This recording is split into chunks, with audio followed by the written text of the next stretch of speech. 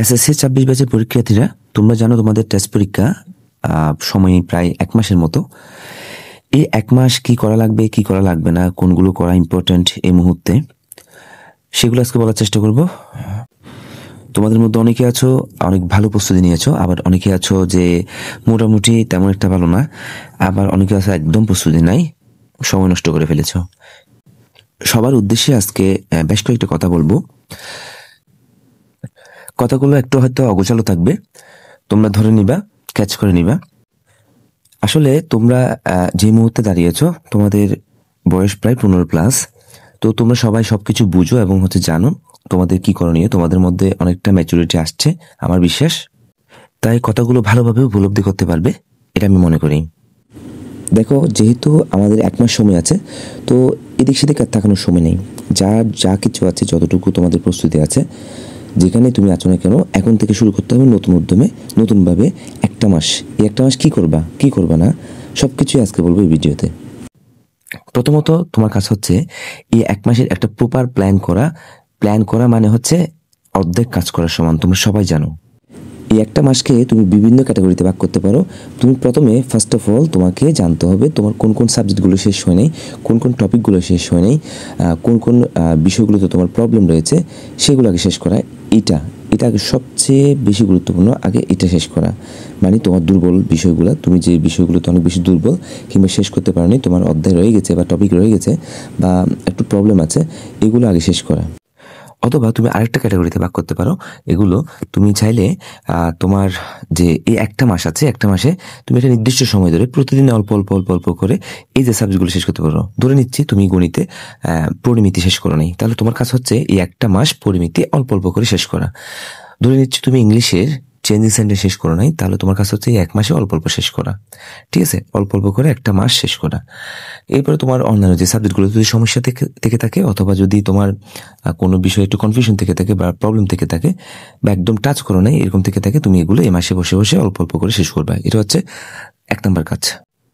2 নম্বর কাজ হচ্ছে তোমার 30 দিনের একটা রুটিনকে প্ল্যান করে 12টা সাবজেক্ট দিয়ে ভাগ করা। যদিও তোমাদের 12টা সাবজেক্ট আছে, এই 12টা সাবজেক্টটা তুমি প্রায় 30টা দিন আছে, এই 30টা দিনকে 12 দিয়ে ভাগ করবে। 12 দিয়ে ভাগ করে দেখবে তুমি প্রতিটা সাবজেক্টের জন্য 2 দিন পাচ্ছ, 2 দিনের চেয়ে বেশি সময় পাচ্ছ।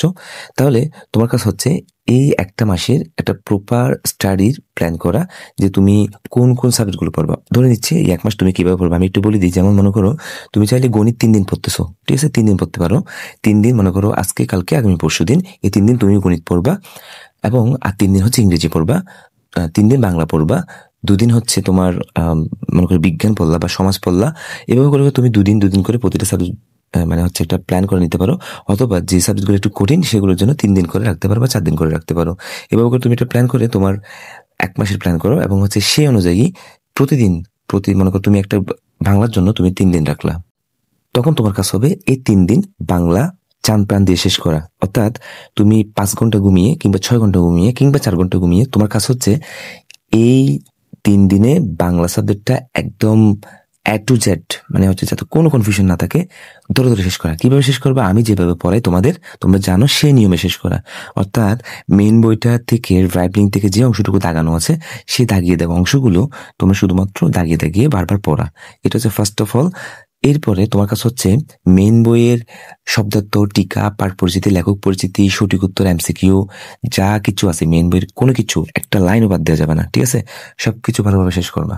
শেষ করার পরে তোমার যদি হাতে অ্যাভেলেবেল সময় থাকে, তোমার মনে হচ্ছে তুমি আরো পারবা, আরো সময় আছে তোমার, তাহলে তুমি গাইডে যাবা। এর আগে গাইডে যাওয়ার কোনো প্রয়োজন নেই। মেইন বই শেষ না করে বারবার গাইড পড়া, বেশি বেশি গাইড পড়া থেকে দূরে থাকো। মেইন বই ভালোভাবে শেষ করবা। যদি সময় পাও, বললাম কি, গাইডে পড়বা। গাইড থেকে কি পড়বা, গাইড থেকে বিগত 5 বছরের বোর্ডস, CQ, MCQ।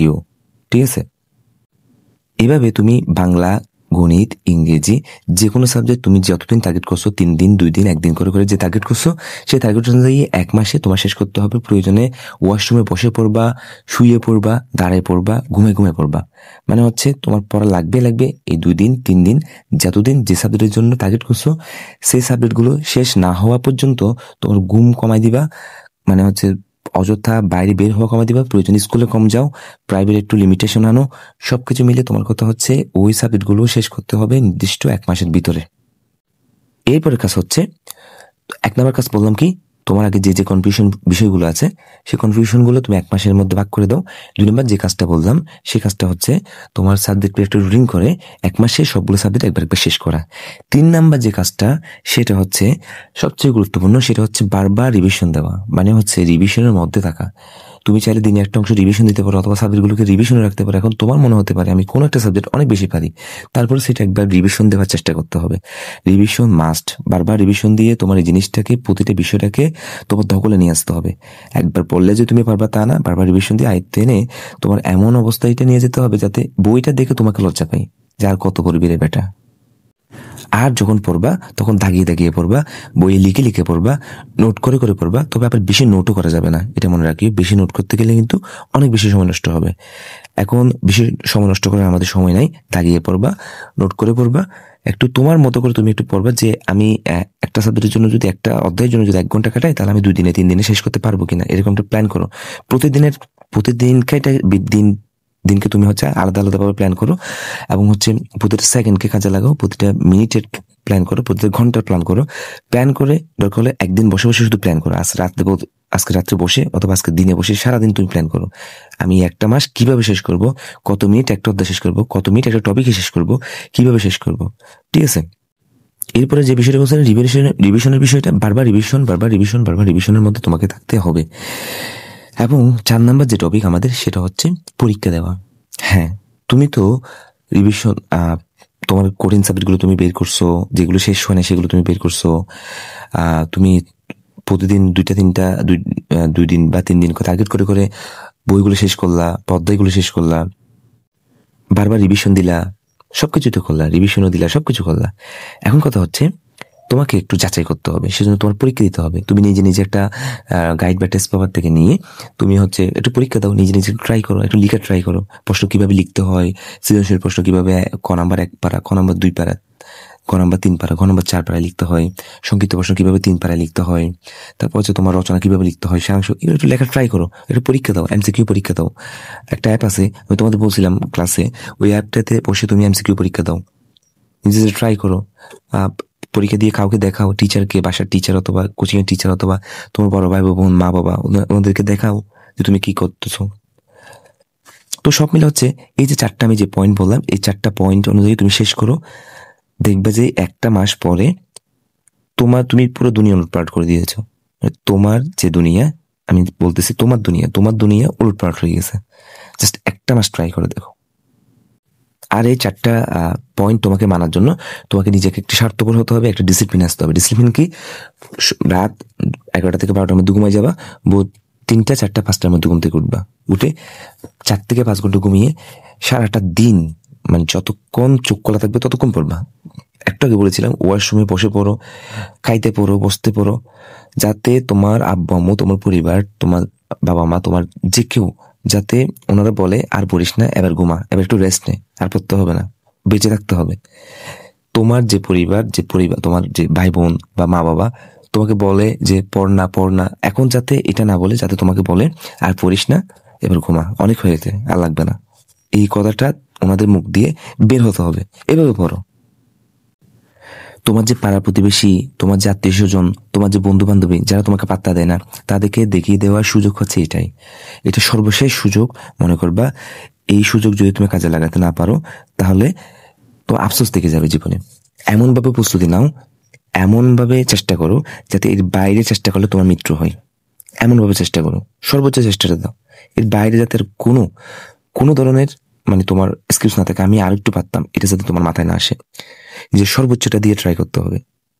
যতক্ষণ তোমার চোখ খোলা থাকবে, যতক্ষণ তোমার শ্বাস প্রশ্বাস থাকবে, ততক্ষণ পড়তে হবে।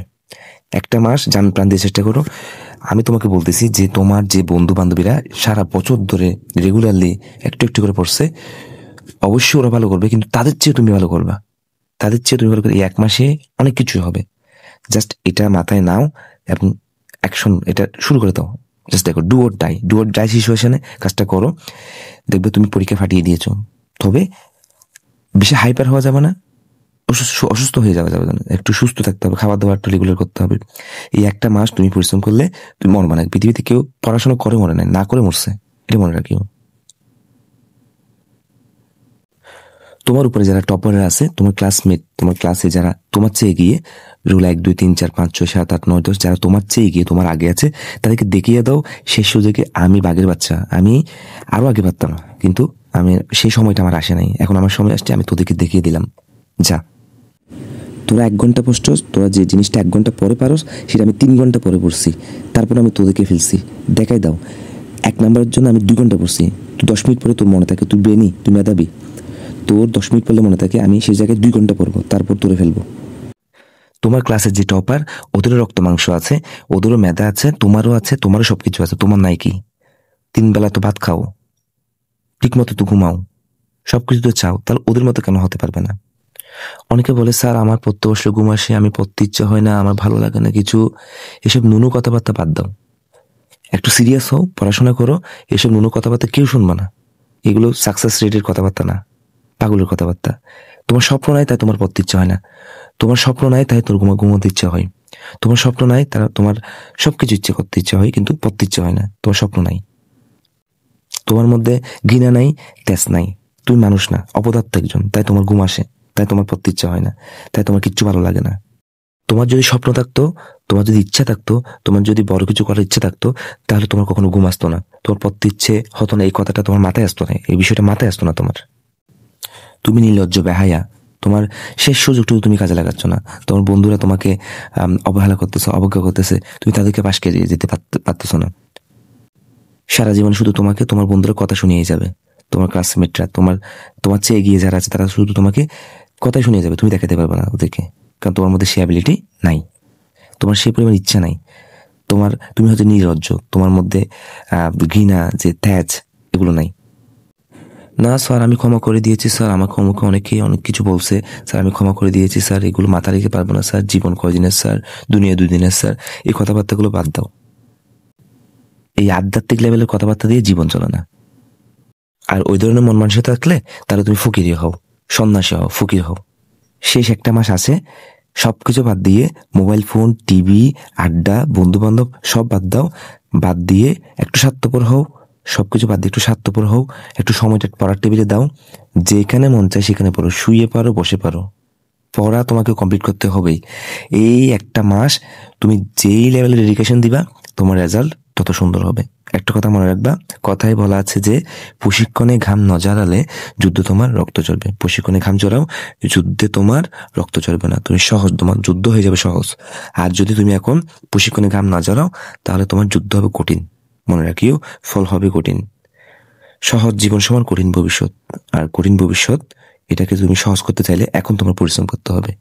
পরিশ্রম করে এখন সারা বছর কি করছো, কি পড়ো নাই, কি পড়ছো সব ভুলে যাও, কিচ্ছু পড়ো নাই, আবার নতুন করে শুরু করতেছি, নতুন করে শুরু করো, একদম নতুন থেকে।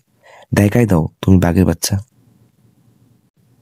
সবাইকে দেখাই দাও, আমাকেও দেখাই দাও তুমি বাঘের বাচ্চা, তুমি বেহায়া নও, তুমি অপদার্থ নও, তুমি মানুষের বাচ্চা, তুমি পারো, তুমি পারতে, শুধু তোমার ডেডিকেশনের অভাব ছিল। দেখাই দাও, ডু অর ডাই।